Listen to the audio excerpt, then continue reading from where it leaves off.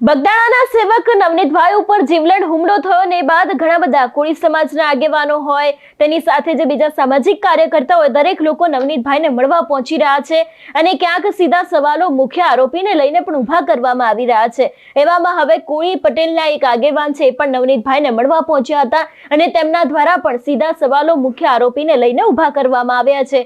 વિગતે ચર્ચા કરીએ સમગ્ર વિષયની। નમસ્કાર, હું હંસિની અને તમે જોઈ રહ્યા છો નિર્ભય ન્યૂઝ।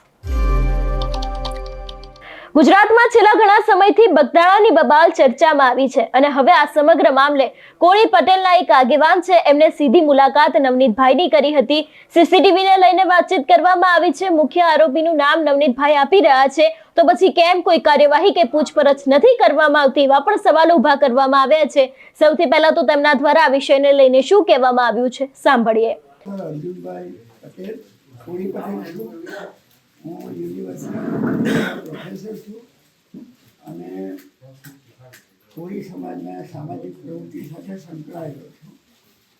અત્યારે અમે લોકો કોળી સામાજિક એકતા સંગઠન જે રજિસ્ટર્ડ સંગઠન છે ન્યૂ દિલ્હીમાં, જેનું 14 રાજ્યોમાં સંગઠન વ્યાપેલું છે અને એના પ્રમુખ મહિલા રિપુબેન કટોના છે અને રાષ્ટ્રીય મંત્રી તરીકે આપણા હરેશભાઈ છે અને બીજા બધા હોદ્દેદારો અહીંયા અને ભૂપતભાઈ જે છે એ આપણા ગુજરાત પ્રદેશના પ્રમુખ અને આપણા ભરતભાઈ એ આપણા પ્રદેશના મહામંત્રી અને સુરેશભાઈ આપણા ઉપાધ્યક્ષ અને નાથાલાલ અને બીજા બધા આપણા હોદ્દેદારો અહીંયા ઉપસ્થિત છે। ત્યારે આ જે ઘટના બની એ ખરેખર ખૂબ જ હૃદયદ્રાવક। મેં તો એમનો વિડીયો પણ હું પૂરો જોઈ નથી શક્યો। એ પ્રકારની એમની ઉપર જે જીવલેણ હુમલો કર્યો છે અને એના પુરાવા આખા દેશમાં વિદેશોમાં બધા લોકોએ જોયા છે। આમ છતાં આજે લગભગ 15 દિવસ થયા, 15 દિવસ થયા।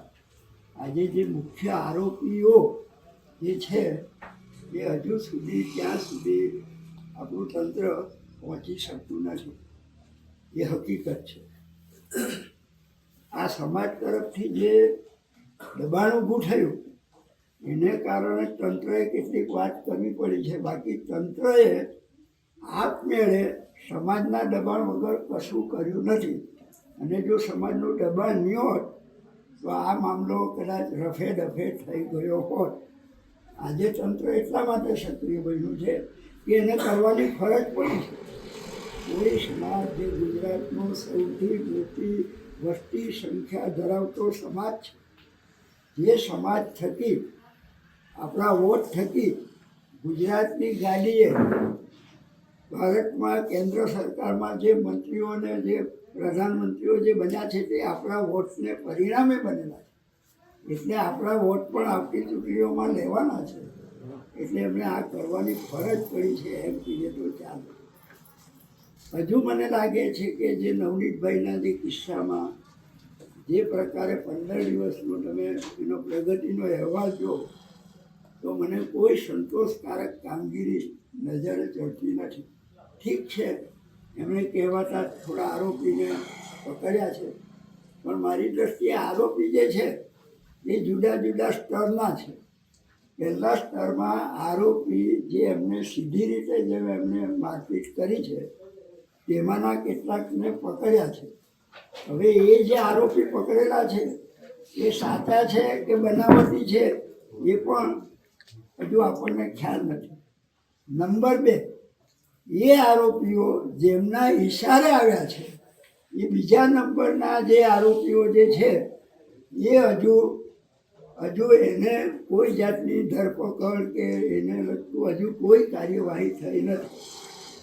અને આ જે આપણે કહીએ છીએ કે ભાઈ અત્યારે શંકાની શો હોય, માયાભાઈ આહિરના પુત્ર જયરાજભાઈ આહિર ઉપર એમ કે એમના કહેવાથી કદાચ આવ્યા હોઈ શકે એવી શંકા છે, પણ જયરાજભાઈને પણ અમુક લોકોએ કહેવામાં આવ્યું છે કે તમે આ કરો।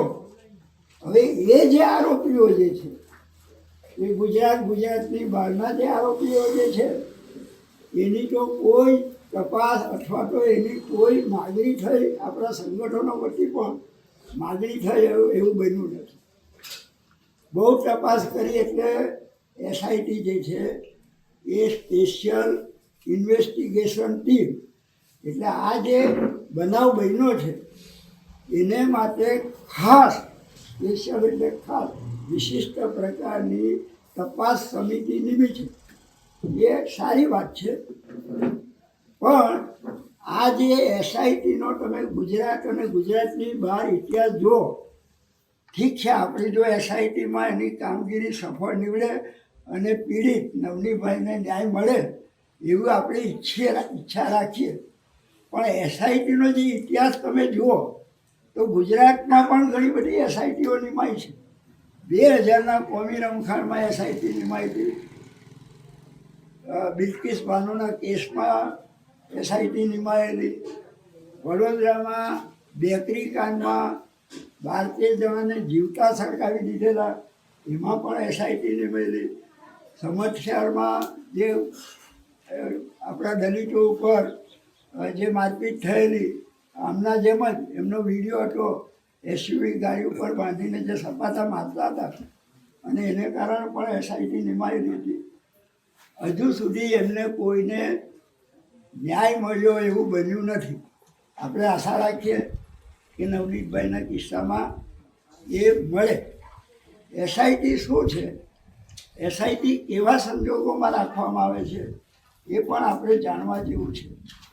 મારા મત મુજબ એસઆઈટીની રચના એ ત્યારે કરવામાં આવે છે કે જ્યારે પીડિત એ મધ્યમ જ્ઞાતિ કે નીચલી જ્ઞાતિનો હોય અને એમને આશ્વાસન મળી રહે, એમના સમાજ તરફથી ઉગ્ર રોષ હોય કે ભાઈ અમને ન્યાય માટે સરકારી તંત્ર કામ કરી રહ્યું છે, આપણને થોડું આશ્વાસન મળે એટલા માટે એસઆઈટી નીમવામાં આવે છે.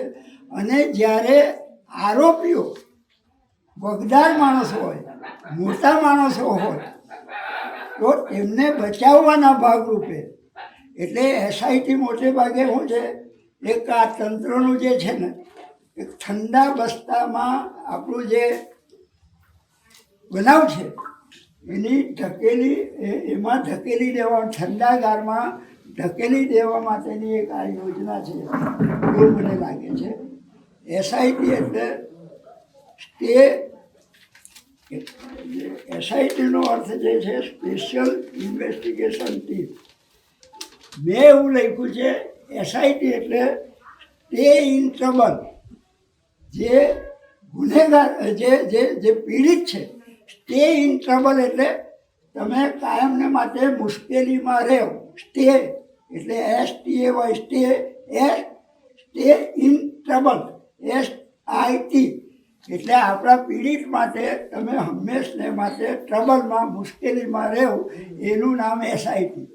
અને જે ગુનેગારો જે છે એને સેફ ઇન ટેક્ટિસ એટલે તમે સેફ રહો, તમે સલામત રહો એને માટેની જે ટેક્ટિક છે એસઆઈટી આનો પણ અર્થ થાય છે. હવે તંત્ર અને બીજા લોકો એસઆઈટી કયા અર્થમાં લે છે એના ઉપર છે.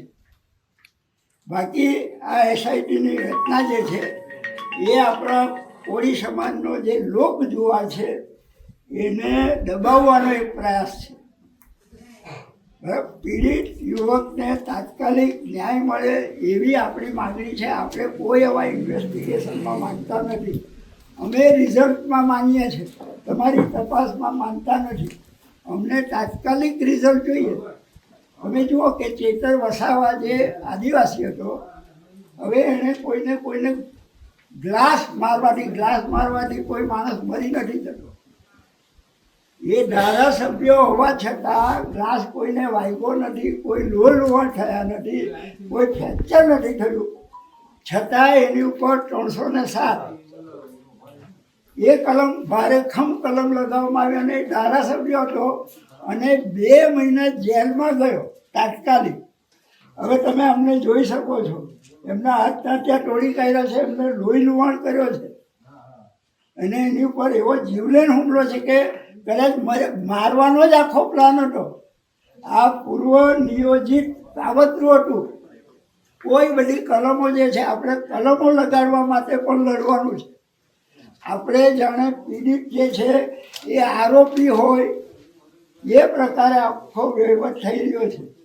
એટલે આપણા લોકો જે છે ખાસ કરીને હું એવું માનું છું કે આપણે આ જે વસ્તુ છે એસઆઈટી જે છે સ્પેશિયલ ઇન્વેસ્ટિગેશન ટીમ છે એ 90 દિવસની એની સમય મર્યાદા છે.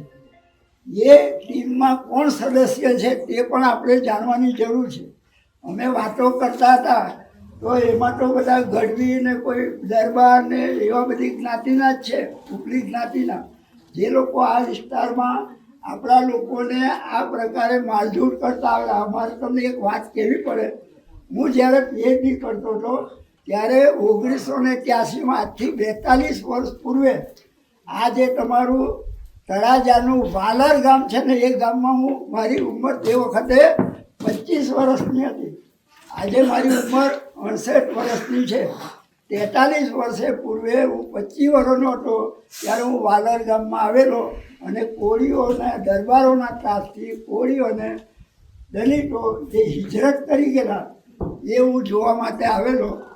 ત્યાર પછી 1 મહિનો હું બચુભાઈ કાંબળને ત્યાં રહ્યો હતો, કેમ કે એમના જે છોકરાની વહુ હતી એ અમારા સુનીતાબેન ઓલપાડ તાલુકાના વતની હતા.